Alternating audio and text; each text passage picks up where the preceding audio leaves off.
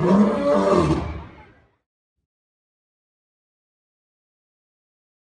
nurse is vaccinated, but just minutes later, this happens. I'm sorry.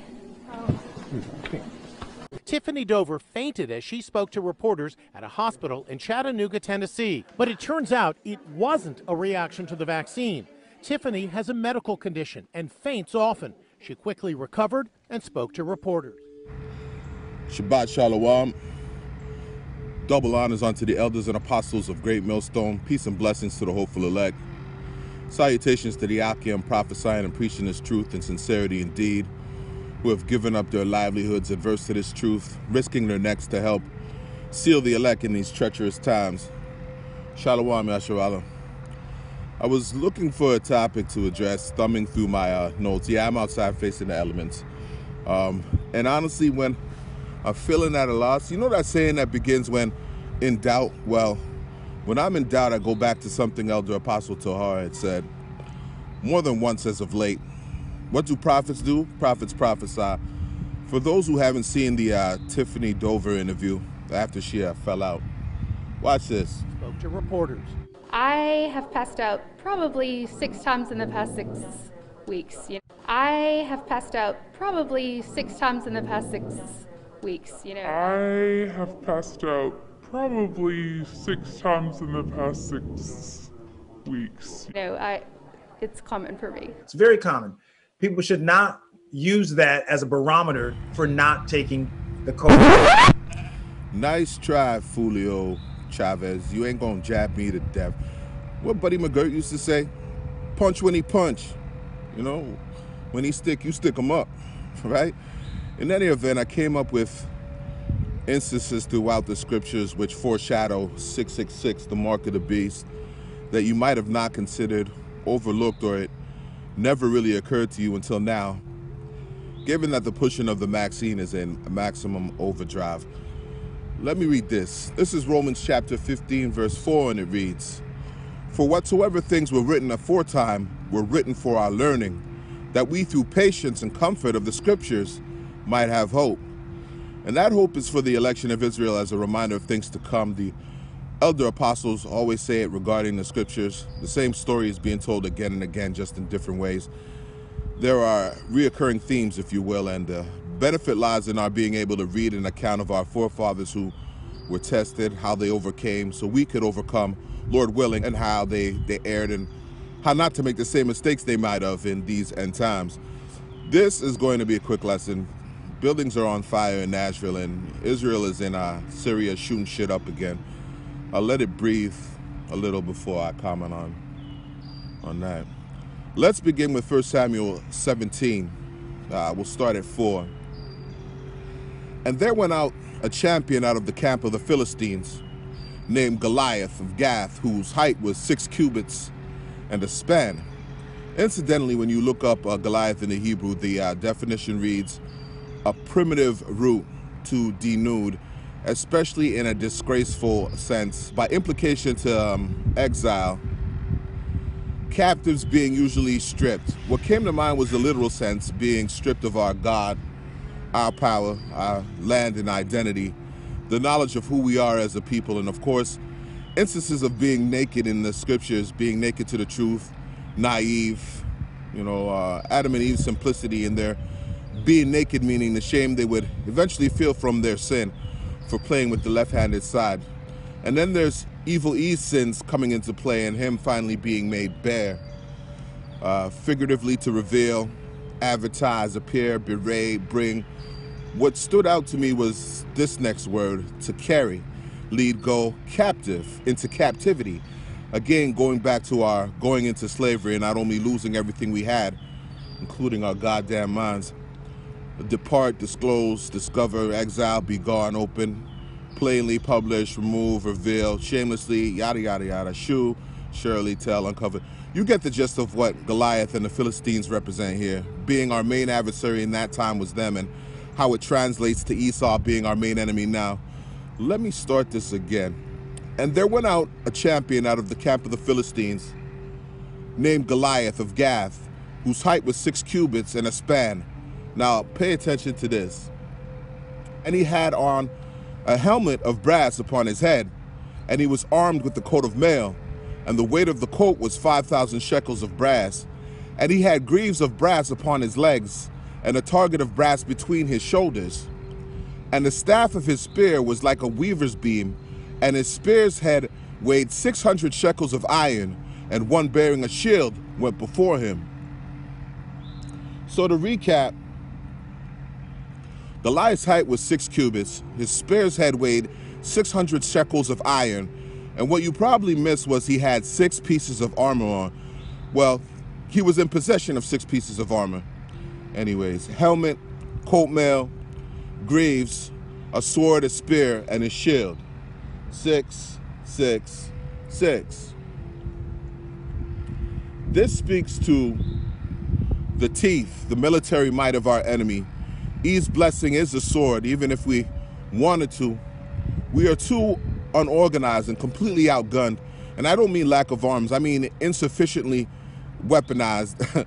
Whatever weapon you think you have as a pea shooter compared to the guns the government got, to confront evil on a carnal level. The only rock we have in our sling is a stone that the builders refused, and so we're waiting patiently on the coming of our Lord. Matthew 16:18, and I say unto thee that thou art Peter, and upon this rock I will build my church, and the gates of hell shall not prevail against it. No coincidence that David is Peter, and he returned as King Mashah, as taught by the elders. Until then, we're armed with this knowledge and this truth. If it was of men pursuant to our Acts 5:38, 39, I believe, evil his wicked philosophies, and these other nations with their made-up religions would have already prevailed. So being armed with this truth and clothed in the full armor pursuant to Ephesians, the 6th chapter, is doing more harm to evil and his kingdom than any firearm possibly could. I swear, if I have the least subscribers in Israel, and I've been hit with strikes under a dozen times.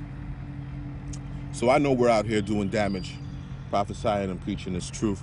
1 Samuel 17:45. Then said David to the Philistine, thou comest to me with a sword, and with a spear, and with a shield, but I come to thee in the name of the Lord Yahweh of hosts. Hosts meaning armies, the Lord of armies, the real God of war, the power of the armies of Israel, whom thou hast defied. He didn't say, but I'm going to come to thee with thine slingshoteth, with thine AR-15 or M16eth. He said, I come to thee in the name of Yahweh, first and foremost, the Lord, in full caps, of hosts.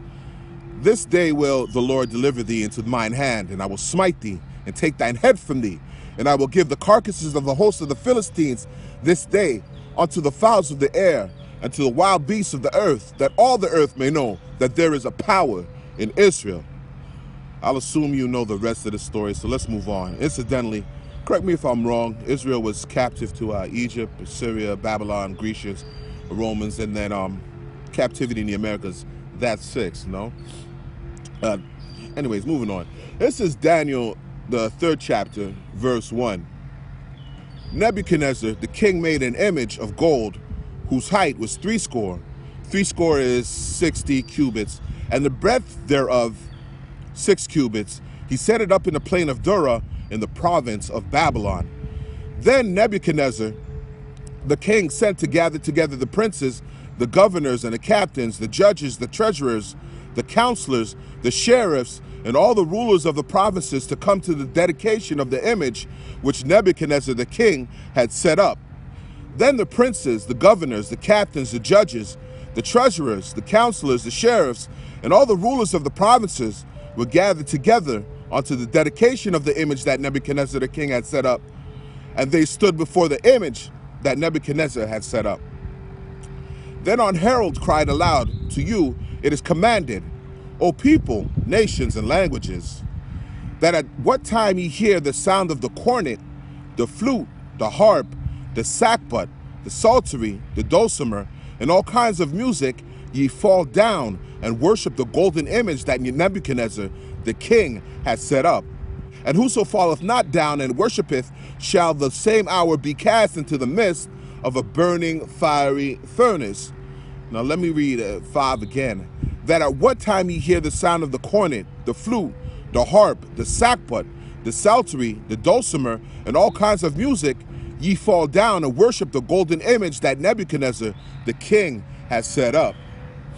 To recap, Nebuchadnezzar's image, which he commissioned to be built, was 60 cubits high and 6 cubits broad, and was worshipped when the music was heard from 6 specified instruments. Today, those 6 instruments are reminiscent of, well, at least to me, the 6 corporations that control 90% of the media outlets in Babylon, aka America. All of them propagating this fallacy being thrusted on the public, the jab, soon to be the jabdemic, the idol that will save you from the future harm. If we all worship it in unison, we'll be able to resume our magnificent lives and everything will go back to normal. No more masks, we'll be able to travel, commune, make money. The world will be ours again. And if it haven't caught on, that's me being a little facetious, by the way, because, you know, some of you Israelites you really need garlic, man. Never had no salt. In any effect, all you have to do is praise this new idol of worship, embrace her, take her into your arms, wink, wink. That idol I'm talking about is it's the Maxine. You know, if I had never had to go under the knife, I couldn't tell you what a doctor's office looked like. In any event, I believe the Maxine is the precursor to the RFID microchip. It is the idol of now to herald in, as this the herald did in the day of Daniel, to herald in the RFID microchip. But like the elder apostle Tahar says, we'll have to wait and see. Now, if you take that chip, the thermonuclear missiles is the equivalent to the fiery furnace, one you can't be saved from, but one you can't escape. Which leads into Revelation chapter 13 and 18. If you're familiar with my webpage, then you know I go into it ad nauseum. If not, then by all means. When I was into the Supreme Math, quick story, which I couldn't wrap my head around denouncing Yahweh while Yahweh Shai is the ultimate power, which is why I put that nonsense down, by the way. But anyways, the lessons taught that the devil and the woman, their limit was 6. Incidentally, Evil E teaches there's 6 facets of understanding as well as 6 facets of industry. Everything is 6. One more instance of 666 in the scriptures and then I'll close out. This is Ecclesiastes chapter 7 verse 24, and it reads, "That which is far off and exceeding deep, who can find it out? I applied mine heart to know and to search and to seek out wisdom and the reason of things, and to know the wickedness of folly, even of foolishness and madness. And I find more bitter than death the woman whose heart, meaning her mind, is snares and nets, and other hands as bands.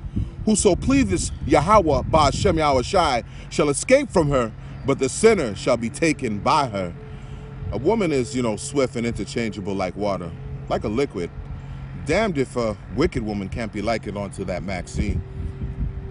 Anywho, it is here where Solomon, who is Yahweh Shai in the reincarnation, tells us counting, or better yet calculating, will give us the account which will wise us to the future regarding events to come. Ecclesiastes 7 is the 666th chapter of the Old Testament. Everything is 6 until it's 7. Kal halal Yahweh Ba'ashem Yahweh Shai Ba'ashem Rakak Wadash. Through the power and spirit, I hope you are edified. Double honors unto the elders and apostles of Great Millstone, who teach us 100% truth and rule well. Salutations, peace and blessings to the hopeful elect. Shalom, Yasharallah. Don't take that jab. Don't take that chip. Some other global stories now. Explosions were reported in Syria minutes after Israeli jets flew over Lebanon. Residents of Lebanese capital, Beirut, were left in fear as the jets carried missiles. Meanwhile, Syria's state media has said that the country's air defenses responded to an Israeli attack in the Hama province. It added that the air defenses intercepted most of the enemy missiles. Syria has accused Israelis of launching rocket attacks from the Lebanese city of Tripoli.